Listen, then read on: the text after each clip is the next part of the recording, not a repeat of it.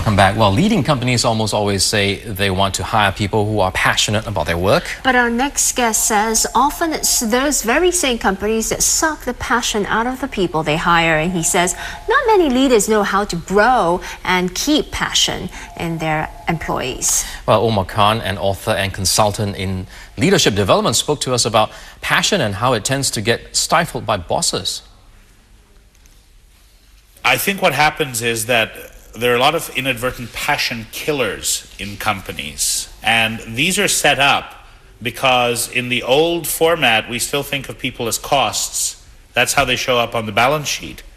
And we don't have a way to show that they are the engine of profit. So we create bureaucracy, pointless meetings. The boss doesn't realize the disrespect they may be inadvertently showing to people. They might put them on teams where the chemistry is all wrong.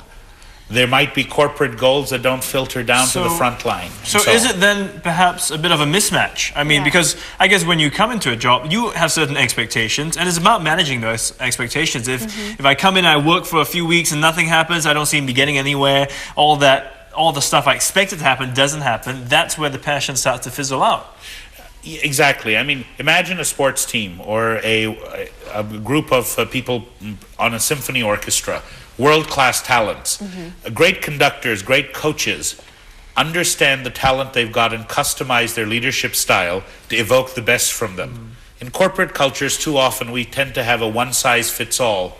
Right. You'll do it my way, you've joined us. Well, you have the hierarchical ability to do that, but the risk you run is that you're not then able to evoke the very talent you're paying for. And so what do you do to bring that best out of them? I mean, I think it has to be a two-way approach. It has to come from you as well as the employee, you know, making your passion into, you know, finding work in your passion, basically.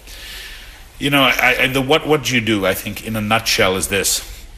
You don't allow hierarchy, which is important for discipline, for knowing who makes the call, who decides where resources are allocated. You don't allow hierarchy to become the basis for relationships. Because if you do, the person coming in will not tell you what you need to hear. They won't share their ideas. They'll be too scared to take initiative. So even though, as you say, it's a two-way street, because the fear is on one side, because they're the ones reporting, they're the ones who've got to super please. So the biggest task of leadership is retaining the discipline part of hierarchy and yet not allowing that to mutate relationships. If the relationships can be more peer-based while retaining hierarchical authority where needed, that's the sweet spot. Well, as you mentioned, it is a sweet spot, but it's hard to find because it also means taking a lot of time to relate to the people. And if you have a company of 5,000, there's no way you can get to know every guy. No, but, for example, to be specific, A.G. Lafley, global CEO of P&G, says he is personally involved in the career planning of the top 150 people in P&G who have the potential to become functional heads or line presidents. He then expects his next level to be involved in maybe the career planning of the next 200 and so on. So leaders need to be evaluated on how successfully they're grooming and developing tomorrow's leaders. IBM does an annual survey on what keeps CEOs awake at night. And the two things that always come up is inadequate supply of future leaders and engagement. These are from hard-bitten CEOs, not business gurus. These are people running big companies, and they say that's what keeps them up at night. It's not technology. It's not where they're going to get capital. And these are things directly under their control. Jack Welch used to say that when you look at his calendar, back when he was CEO of GE, you would find that 60 to 70% of his time went on to evaluating, challenging, and developing people. Maybe the CEO's job should be redefined so that more of your time is actually invested on what happens internally than actually leading the company, because, you know, the staff at the bottom will move the company along. Yeah, I mean, I think the CEO has two critical jobs. One is to focus on enterprise-wide results, because nobody else has the perspective to connect with external stakeholders. So in one way, the CEO is the bridge between the outside and the inside. And just that they have to engage with external stakeholders, analysts, suppliers, partners, the media, government, all kinds of people whose goodwill they need. They have to connect with internal stakeholders who they have to enroll and energize. Now, they don't have to do it personally, as you rightly say. You can't if you have, say, 300,000 employees worldwide. But you can make sure you engage and enroll, say, the next level and the next level beyond that, and you're challenging your leaders. In some leading companies, you cannot get promoted beyond a certain level until you can demonstrate that you are developing successful leaders. Just as you're penetrating markets, on the other hand, you're growing leaders. I guess that could work for certain corporate cultures where there's more of an open door policy, but in many Asian cultures where a bit more conservative, you don't dare speak to your boss, you never give feedback because you tried it once, you got bitten, and now, once bitten, twice shy. So on the flip side now, how should leaders also take an approach in terms of relating and taking in feedback? I think the present crisis is an interesting opportunity for change, because somebody once said that, I think it was Woodrow Wilson, that if you want to create enemies, try to change something. The only human who likes to be changed is a wet baby. I mean, that's the only human we know who naturally enjoys change. So change usually comes when there's a crisis. Now here we have a global crisis. Sometimes it's industry-wide or it's economy-specific. And therefore, all companies are struggling with what I call how to get the best ROC, return on crisis.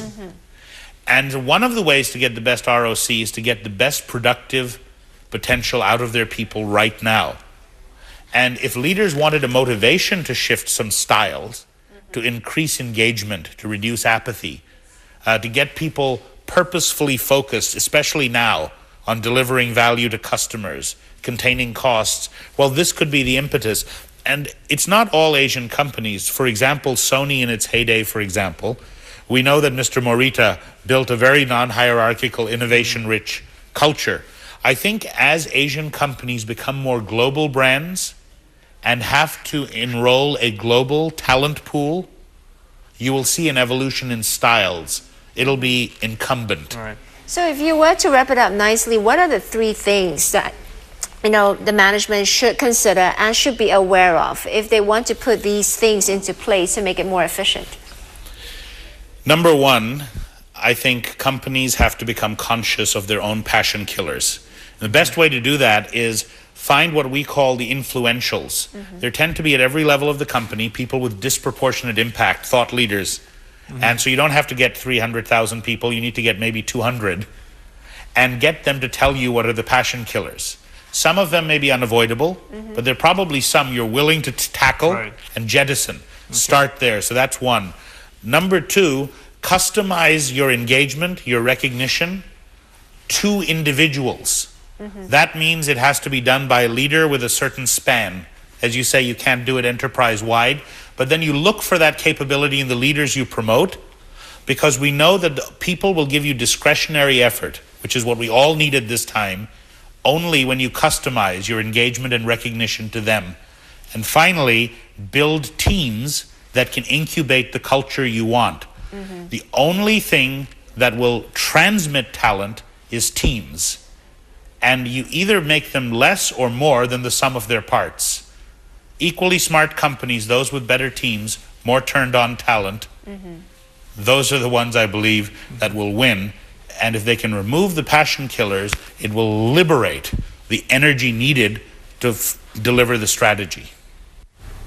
That was leadership development consultant and author Omar Khan on how leaders can grow the passion of the people who work for them. Well, you're watching Primetime Morning on Channel News Asia. We are going for a short break, but we'll be back in just 2 minutes. Stay with us.